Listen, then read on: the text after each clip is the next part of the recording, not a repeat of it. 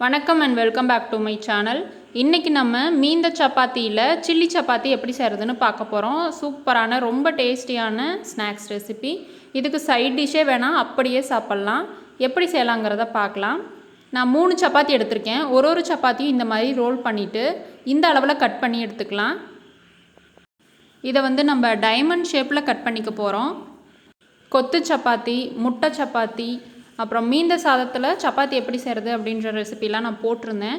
நீங்கள் பார்க்கலைன்னா டிஸ்கிரிப்ஷன் பாக்ஸில் லிங்க் கொடுக்குறேன். இந்த மாதிரி டைமண்ட் ஷேப்பில் கட் பண்ணிக்கோங்க.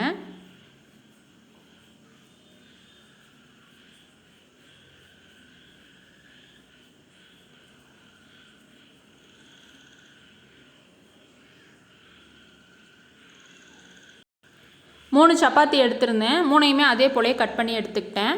இப்போ ஒரு பேனில் 1.5 டேபிள் ஸ்பூன் அளவுக்கு எண்ணெய் சேர்த்துருக்கேன். அதில் இந்த சப்பாத்தி எல்லாம் போட்டுட்டு கிறிஸ்பி ஆகிற வரைக்கும் வதக்கி எடுத்துக்கலாம். மிதமான தீயில் வச்சுட்டு நம்ம வதக்கிக்கலாம்.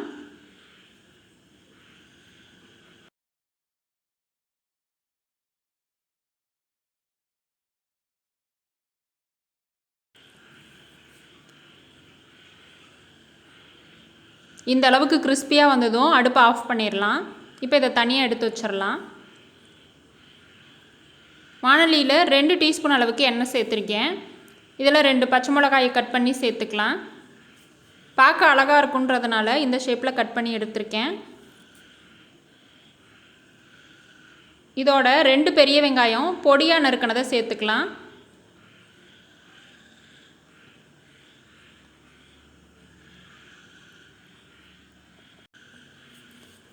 இதோட கொஞ்சமாக கருவேப்பிலை சேர்த்துக்கலாம்.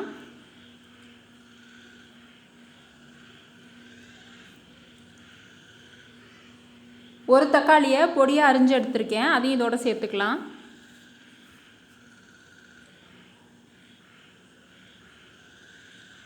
இந்த ரெசிபிக்கு தேவையான தூளுப்பையும் சேர்த்துக்கலாம்.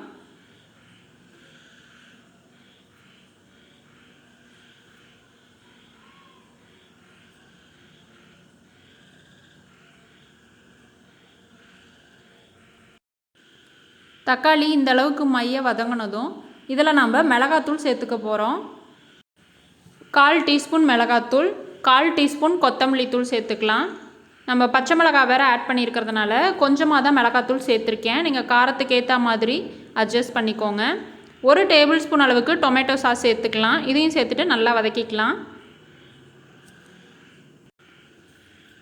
இப்போ இதில் நம்ம எடுத்து வச்சுருக்க சப்பாத்தியும் சேர்த்துக்கலாம்.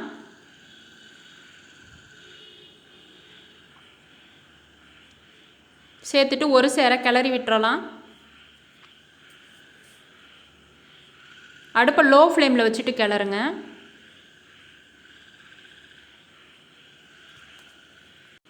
சூப்பராக நம்மளோட சில்லி சப்பாத்தி ரெடி ஆகிடுச்சு.